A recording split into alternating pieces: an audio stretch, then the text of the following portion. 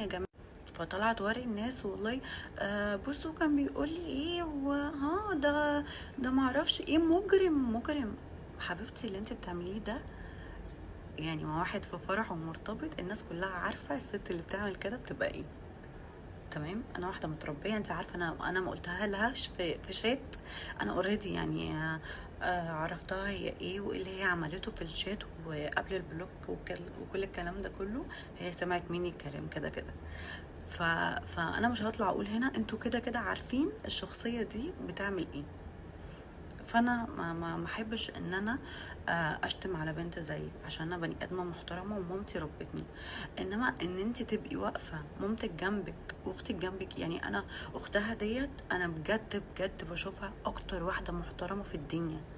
فاستفدتي ايه يا حبيبتي؟ استفدتي ايه؟ حبه ريتش اتعمل لك بلوك منه في الاخر، اتعمل لك منه بلوك في الاخر، وانت سمعتي كلام مني زي الزفت. وجبتي لاهلك العار يعتبر، عشان الناس كلها ماشيه تقول ان انت اهلك مش مربيينك، ومامتك واقفه جنبك وما عرفتش تربيكي. ومش عارفه اقول لك ايه بصراحه. بس دي مش اخلاق بنات محترمه عامه يعني. فانا يا جماعه بجد والله العظيم انا ما كانش عندي مشكله مع الشخصيه دي، ولا كنت بعملها وحش حتى في الفرح. بالعكس انا كنت بتعامل معاها عادي، وما عنديش مشكله ان جوزي يبقى عنده صحاب بنات ما دام صحابه البنات محترمين وهو بيحترم نفسه. بس ما دام الطرفين مش محترمين، لا يبقى لا، ستوب بقى، انت بتعملي ايه؟ هو طبيعي الراجل لما بيشوف واحده سايبه بيتمادى معاها عادي، ما فيش مشكله. واترميتي بره واتعمل لك بلوك وبقى شكلك وحش قوي، بقى شكلك وحش. هتتحطي الفكره ان انا باجي ارقص، انت ما تقدريش وانا واقفه ترفعي عينك فيه.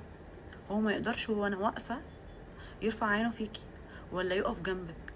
كفايه دي عندي ان انا وانا واقفه في الفرح وبرقص قدامك وبرقص معاكي، هو ما يقدرش يجي يقف يتكلم معاكي حتى ولا يعمل اللي هو عمله ده.